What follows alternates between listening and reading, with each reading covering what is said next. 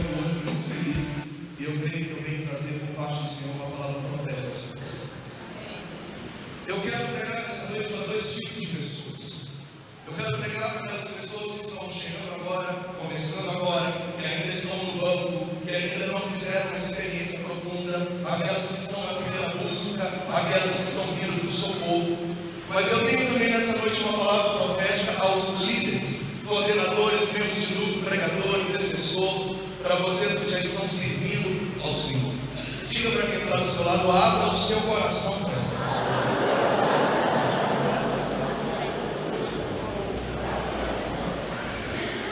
Eu vou começar falando baixo com a coluna da garganta e de vez em quando vou tomar uma água para a voz não falhar. Abre comigo, por favor, Atos dos Apóstolos, capítulo 3, versículo 1. Essa é a palavra que foi passada para essa noite, a moção da intercessão. E o tema da nossa noite é a cura e o poder do nome de Jesus Cristo.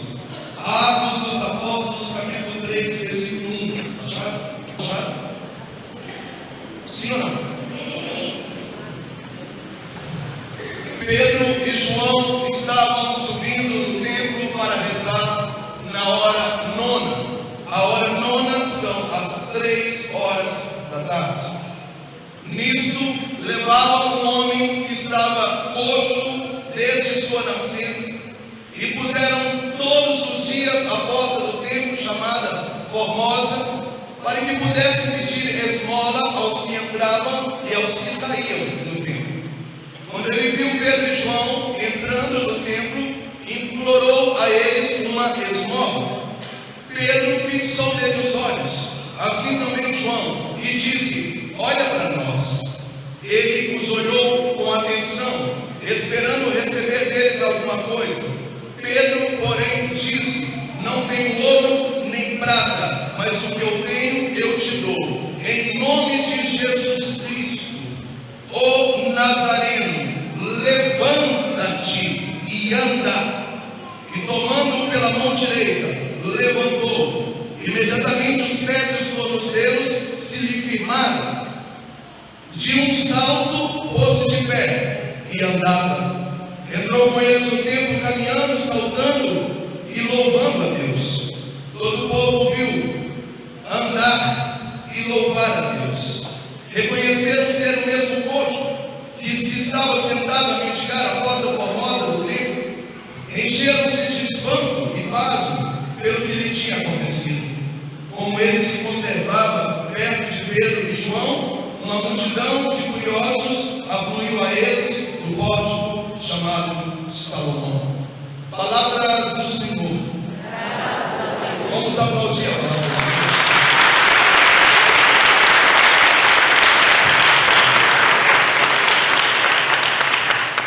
Meus amados, se nós olharmos o livro do Gênesis, no capítulo 2, nós vamos ver que Deus cria o universo como se fosse uma gangorra.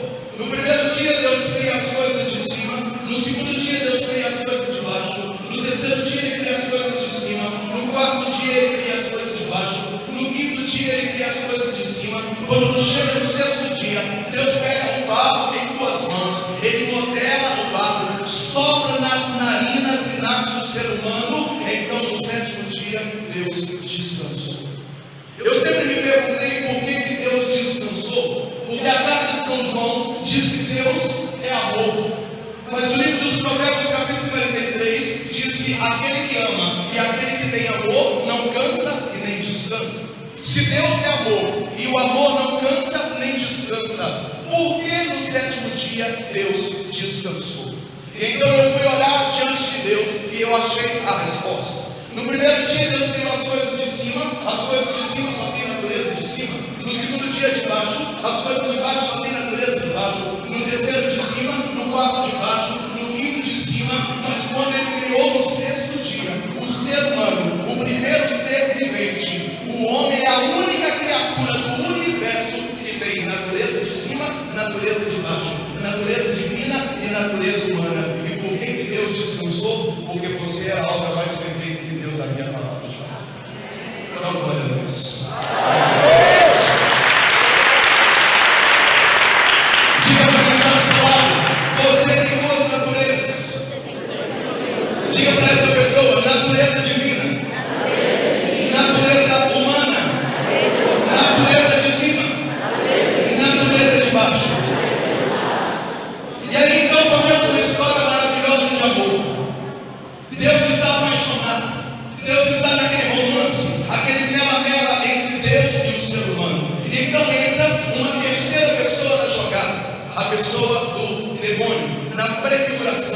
da serpente. A palavra capeta, demônio, diabo, seja na prefiguração de serpente ou dragão, ou de Leviatã, ou de Elofene, ou de rei da Síria, ou de Amaleque, todas essas prefigurações e personagens do demônio se derivam de uma pessoa só, chamada diabo. A palavra diabo no grego significa diabolos. E o que é diabolos? É aquele que se entrepõe no meio de um relacionamento.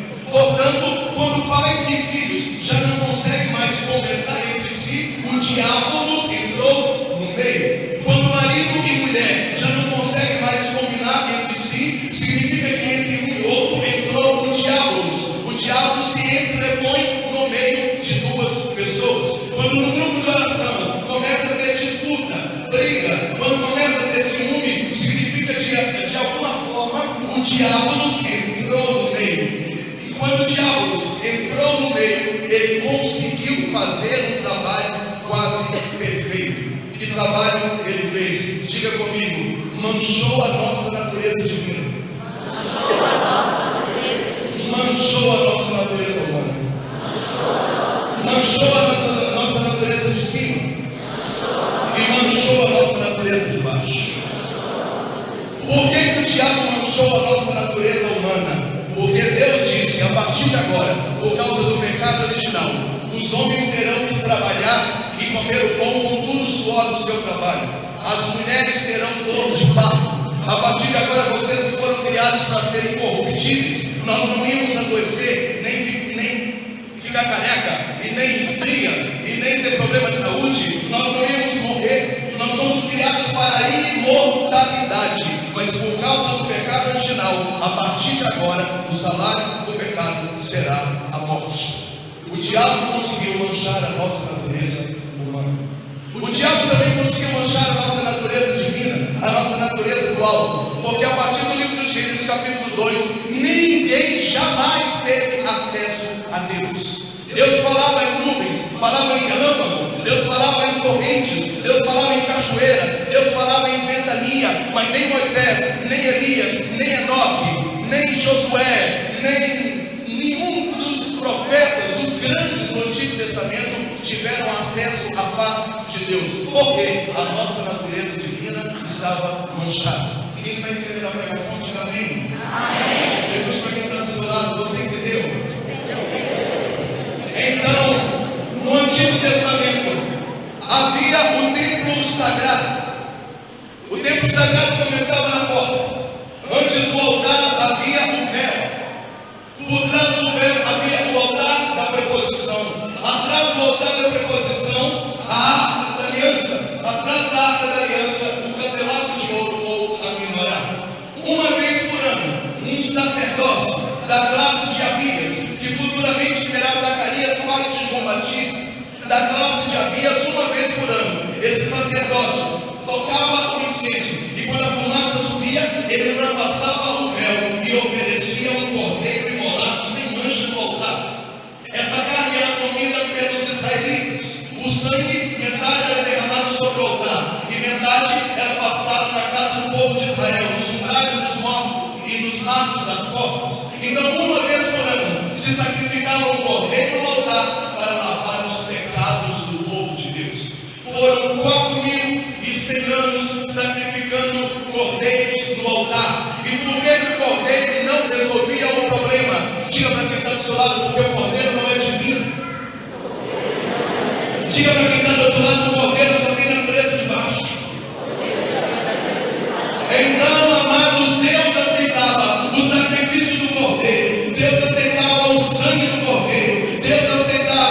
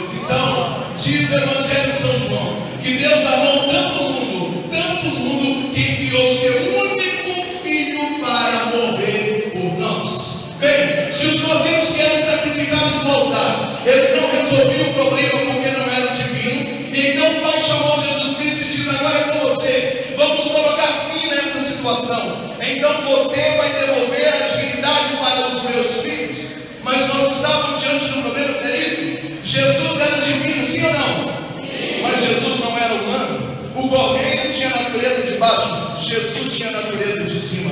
Então Deus mandou o anjo Gabriel, no ano 4, por volta das 18 horas da tarde, bater na janela de uma jovem moleca chamada Maria, perguntando se ela aceitava dar à luz o Filho de Deus, porque Jesus também se tornaria homem para fazer um trabalho 100% perfeito. Então, graças a Deus, ela disse sim. Então Jesus entra no seio de Maria e se torna ser humano em tudo, menos no pecado. E quando Jesus nasce, quando a criança chora, o céu se alegrou, porque Jesus era 100% Deus, poderia limpar a nossa natureza divina, e ele era 100% homem, ele poderia substituir os cordeiros e limpar a nossa natureza de baixo. Diga para quem está do seu lado, a presença de Deus está aqui. Diga para quem está do outro lado, a presença de Deus está aqui. Diga comigo, obrigado, Jesus. Só você poderia resolver essa situação. Irmão, aleluia. Herodes sabia disso e tentou dificultar o pacto de Jesus. O demônio conseguiu fechar as portas das estevarias, dos hotéis, mas Deus preparou um coxo de dar comida para cavalo, para gado, e Jesus nasceu no meio do curral. Herodes ainda, movido pelo diabo, mandou matar quase 2.000 crianças inocentes de 0 a 2 anos, achando que mataria Jesus Cristo também no meio dessas crianças, mas o Pai preservou Jesus Cristo. Com 12 anos Jesus entra no templo e começa a pregar para os doutores da lei. Com 30 anos ele assume a sua vida pública. Com 31 anos ele vai para o deserto, e aí então diz Isaías 66 que ele sai do deserto, e então ele entra na sinagoga e lê Isaías 71 dizendo: o Espírito do Senhor está sobre mim e ele me ungiu para proclamar o ano da graça do Senhor. E ele diz: essa profecia acabou de cumprir, essa pessoa sou eu. Quiseram matar Jesus, mas não conseguiam. Então ele teve mais 2 anos de vida pública com milagres, prodígios, aleluia, glória a Deus. Então nós chegamos agora, Jesus está com 32 anos e 10 meses. Nós estamos aproximando da quinta-feira santa. Pela manhã da quinta-feira santa, Jesus fez o seu último milagre, a cura de um aleijado. Após o almoço, ele disse para os seus apóstolos que preparassem a ceia para a noite, no segundo andar da casa de João Marcos, porque ia ser celebrada a primeira missa da face da terra. Diga aleluia. Então Jesus fica à tarde meio choroso, Jesus está triste. E então à noite, por volta do segundo calendário judaico das 20 horas, Jesus celebra a primeira missa da face da terra e institui a Eucaristia e também o sacerdócio. Quando Jesus acaba a Santa Ceia, ele vai para um determinado lugar, próximo ao Monte das Oliveiras, chamado Getsemane. Então, por volta da meia-noite, Jesus sozinho, ele começa a suar sangue. Esse fenômeno de suar sangue é chamado pela ciência de hematidrose. Você tem a pele, embaixo da pele tem as glândulas de suor, que são as glândulas sudoríparas. Embaixo das glândulas de suor tem as veias capilares. Quando alguém está sofrendo, quando alguém está numa tensão, quando alguém está numa tristeza de morte, quando alguém está numa agonia, esses vasos se rompem, o sangue sobe para as glândulas de suor, e aí ao invés de suar, a pessoa sua o sangue.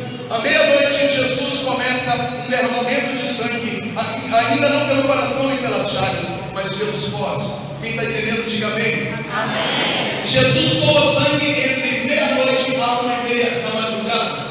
Às 3 horas da manhã, Judas chega com o destacamento dos soldados e então nega Jesus Cristo com um beijo. Jesus é preso por volta de 3 e pouco da manhã. Então ele é levado para Pilatos. Pilatos acorda e manda para Herodes. Herodes para Anás para Caifás para Herodes para Pilatos. Já são 10 horas da manhã.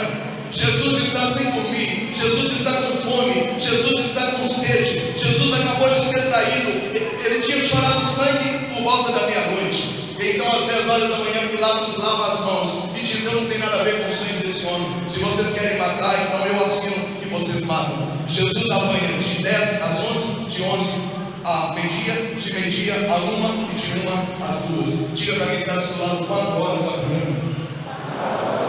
Aproximadamente 5.835 chibatados. Se você quer saber qual é a figura real de Jesus Cristo, é só você ver o profeta Isaías, capítulo 53. Ele vai dizer: ele não tinha aparência nem beleza, ele parecia um verme, era um homem curtido nas dores, ele era tratado como um malfeitor. Isaías 700 anos horrível na cruz, ele não tinha cara de gente, no qual se desviava o olhar só de ver. Ele usa 2 vezes a palavra triturado. Jesus estava triturado. Para você saber o que é triturado, é só você chegar no açougue e dizer: me dá 1 quilo de carne moída. Então a pessoa vai triturar a carne para te vender. Não havia nenhum pedacinho de Jesus que não tivesse arrebentado, estourado, despeçado, triturado como carne moída. Jesus está feio, horrível. Ele parecia um velho, diz o profeta Isaías.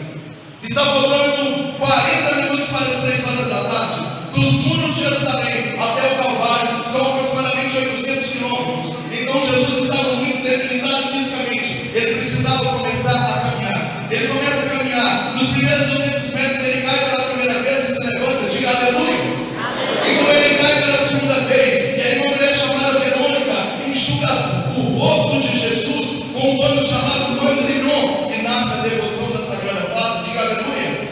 Jesus estava a 200 quilômetros do Monte Calvário. Então ele cai pela terceira vez e com muita dificuldade de se levantar. O soldado olha do lado e vê um homem numa cidade da África chamado Cirene. Por isso Simão Cireneu. Cirene é uma cidade do norte da África. Então aquele soldado pega esse Simão Cireneu, que não tinha nada a ver com nada. Ele estava ali na França da Páscoa. Ele estava coberto de burro.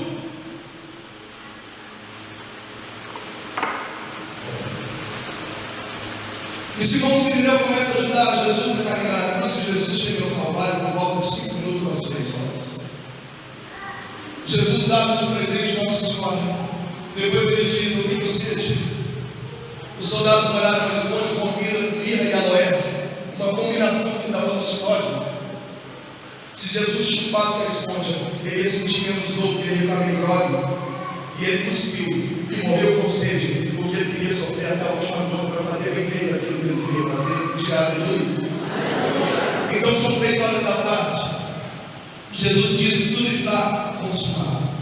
O inferno montou uma festa, porque o inferno acreditava que a morte de Jesus era o fim de tudo. Aprenda isso nessa noite em nome de Jesus. Não subestime o diabo. O diabo tem muito poder. Ele era Lúcifer, anjo de luz. Ele tem imensos e imensos poderes, mas o poder dele é limitado, porque só Deus tem todo o poder.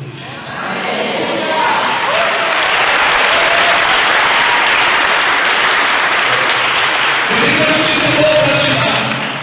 Uma notícia maravilhosa para te dar. O demônio tem poder de manipular o seu passado. É por isso que você tem que manter a confissão em dia, para ele não jogar o passado na sua cara. O diabo tem poder de ler o seu presente, pelaquilo que falamos ou externamos. É por isso que você tem que vigiar, senão o diabo joga você para o chão. Mas a notícia boa é essa: de hoje para frente, o diabo não tem poder sobre o seu corpo.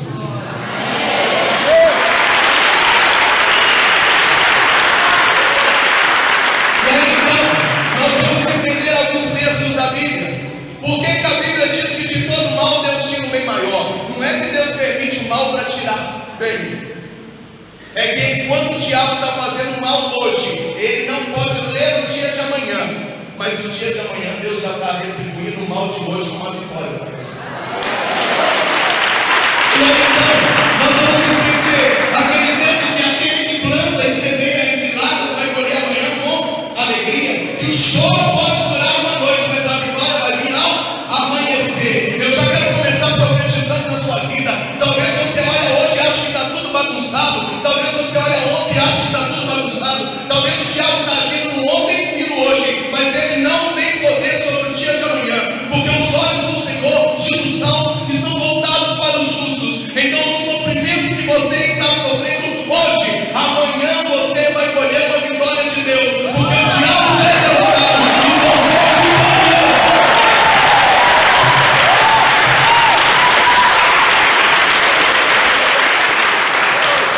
O diabo conhecia a história dos judeus. O diabo conhecia a Bíblia de cabo a rabo. Tanto é que testou Jesus no deserto com versículos bíblicos. O diabo conhecia o passado de Jesus e não achou nenhum pecado dele, aleluia. Uma mentira saiu de sua boca. O diabo olhava Jesus morrendo às 3 horas da tarde e montou uma festa no inferno, achando que aquilo ali era o final. Mas diz o Salmo que os pensamentos de Deus são insondáveis. Ele achou que tudo acabava às 3 horas da tarde. mas ele não sabia do que Deus estava preparando.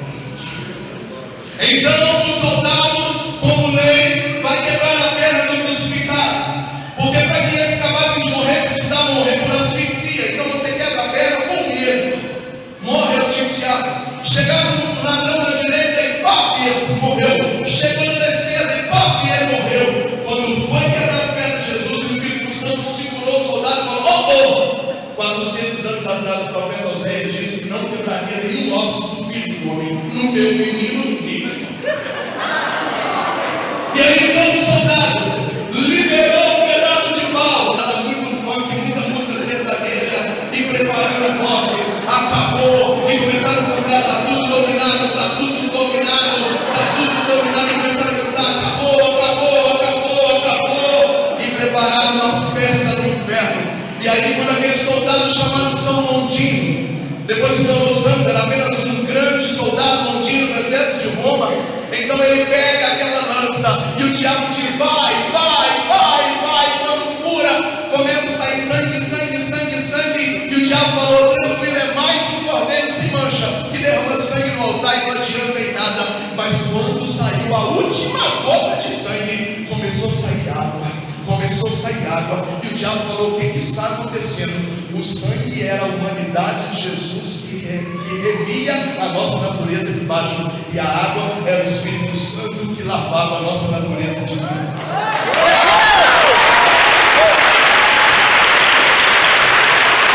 Jesus falou para essa samaritana: mulher, se vocês soubessem quem te pede água, você me pediria água, e eu te daria uma água viva, porque a água que eu hei de dar, quem beber dela nunca mais terá sede. O diabo achou que o sangue era mais um cordeiro que morria no altar, que limpava a nossa natureza humana, mas o acesso a Deus ninguém tinha. Mas quando a última gota de sangue jorrou, começou a sair água, água, água. E aí então diz São Paulo aos Colossenses que o documento que nos condenava e nos colocava na mão do diabo foi rasgado. O templo de Jerusalém partiu no meio, o véu se rasgou, e o inferno foi derrotado, e o diabo foi derrotado, e eu e você somos mais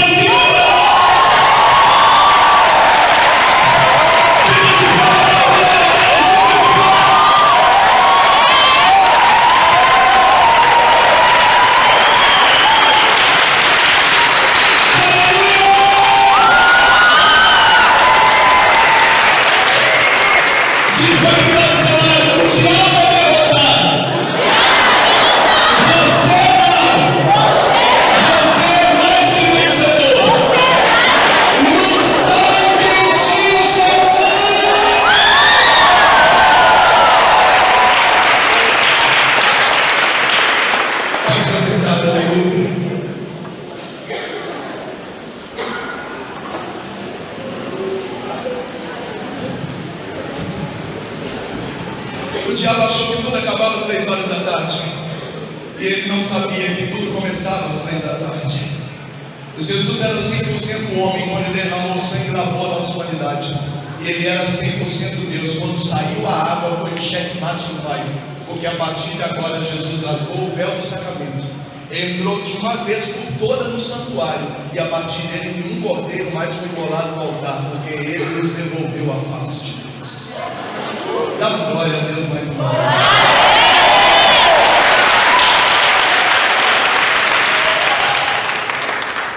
O que eu vou fazer? Eu estou apenas na introdução da pregação. Ao terceiro dia, Jesus ressuscitou. Diga aleluia. Apareceu a Maria Madalena, depois apareceu aos 12. Depois diz o Evangelho de São Lucas, capítulo 7, apareceu aproximadamente 500 irmãos. Mas aí ele foi para o Pai. E aqui é que está o tema da nossa pregação. Quando Jesus subiu, irmã, até o Pai, ele teve que matar a saudade do Pai. E então ele chegou diante do trono de Deus e falou: Pai, eu tenho uma notícia para te dar. O senhor não fica triste não, porque se eles eram seus, e o pecado original e o diabo roubou ele de você, eu paguei o preço. E não foi com ouro nem com prata que eu salvei, foi com cruz, morte e ressurreição. Então toma eles de volta para o Senhor, porque eu paguei o preço deles são seus.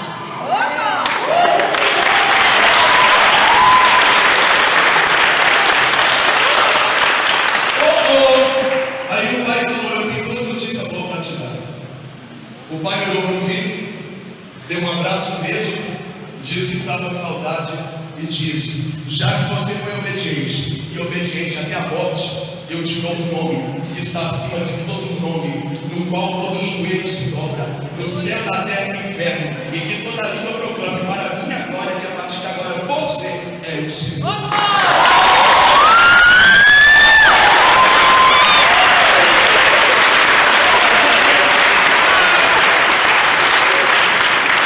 E o pai falou: segura notícia boa, eu tenho presente para te dar.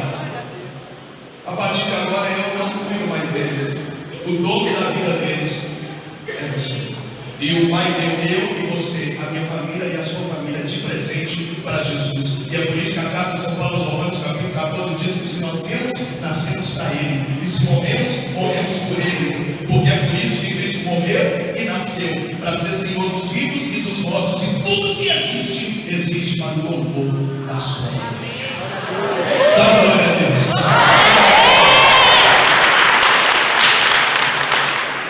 Se coloque no lugar de Jesus com a notícia agora. Jesus acaba de receber a notícia. Você tem um nome e esse nome é tudo. E estou te dando de presente a humanidade inteira. Já que você pagou o preço por ela, é sua. Agora se coloque no seu lugar agora.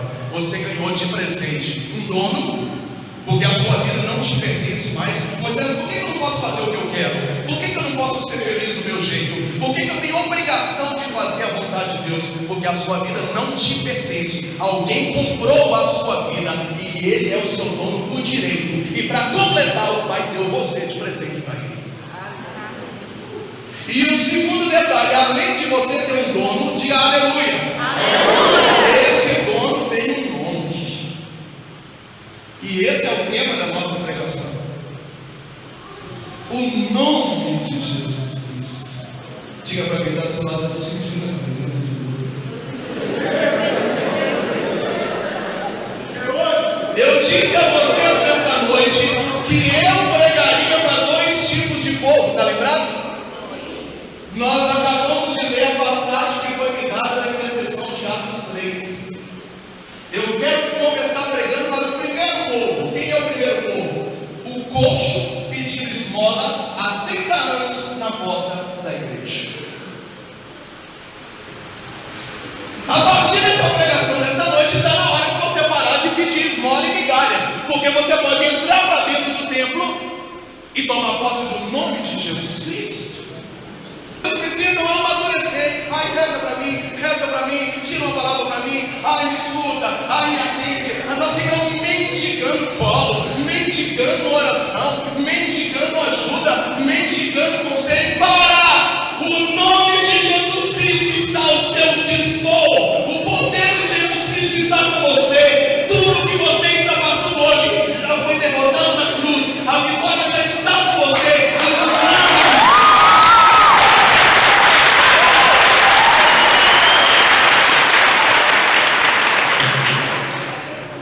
Então, primeiro, eu quero pregar para aqueles que estão vivendo como coxo na porta do templo. Diga para quem está do seu lado: cria vergonha na sua cara e pare de viver com migalhas, meu amado.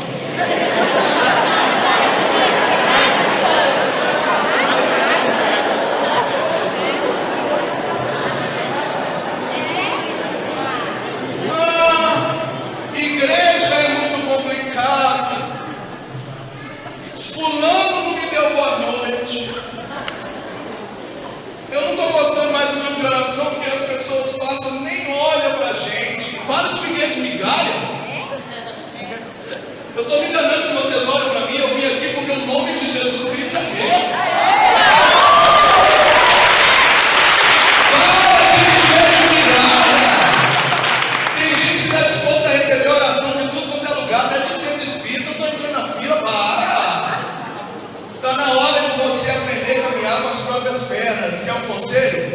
Lá na cruz tem o poder do nome de Jesus Cristo, o poder do sangue de Jesus Cristo, o poder da cruz de Jesus Cristo. Lá na cruz tem uma mãe de presente e lá na cruz tem a derrota do diabo. Sabe o que você tem que fazer? Pega a sua mochilinha e vai se mudar para os pés do Calvário. E tudo que acontecer na sua vida, você dá glória a Deus e declara a derrota do diabo, porque você tem um dono e E esse dono tem nome, e nós estamos sob o poder do nome de Jesus Cristo. Então, o que eu vou falar aqui agora não é profecia, é só te lembrando. Esse problema de casamento que você já não aguenta mais, ele já foi vencido na cruz no nome de Jesus Cristo. Moisés, o que ele tem que fazer agora, camarada? Pega a sua mochila e muda para os pés do Calvário, toma posse desse nome que está acima de todo nome e faz o diabo tremer, porque ele já perdeu o seu casamento.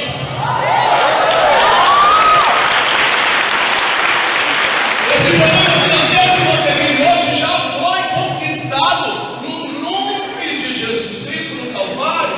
E se você tiver que ficar um ano desempregado, Deus vai cuidar de você. E se tiver que ficar 2 meses sem comer carne, Deus vai cuidar de você. E se o carro estiver batido, Deus vai mandar uma carona, um socorro para você. Mas no final, quando o milagre acontecer, você vai dizer: oh, glória a Deus, eu sempre confiei no nome de Jesus.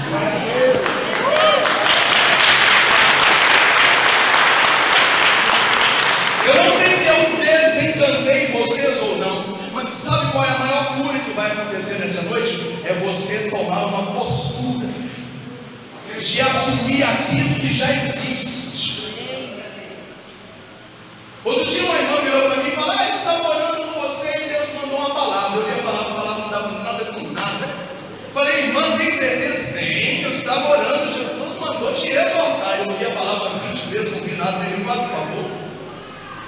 Quando ele mandar algum recado, você diz que pode falar diretamente comigo, que eu já sou todo dele, não precisa mais mandar recado, porque eu já dei a minha vida para o nome de Jesus Cristo. Para de viver de mendigo. Ai, me ajuda, ai, reza para mim. Ai, eu estava doente e foi me visitar. É por isso que eu estou desanimado com o grupo de oração, porque se eu fosse evangélica, um pastor já tinha ido na minha casa. Mas em 2 semanas eu estou de cama, e ninguém do grupo nem ligou para saber o que eu voltei. Sabe por quê? Porque nós temos muita coisa para fazer. Mas que bom que você voltou. Vamos recuperar o tempo perdido, que você já está fazendo prejuízo com a sua subida. Para de viver de mendigo.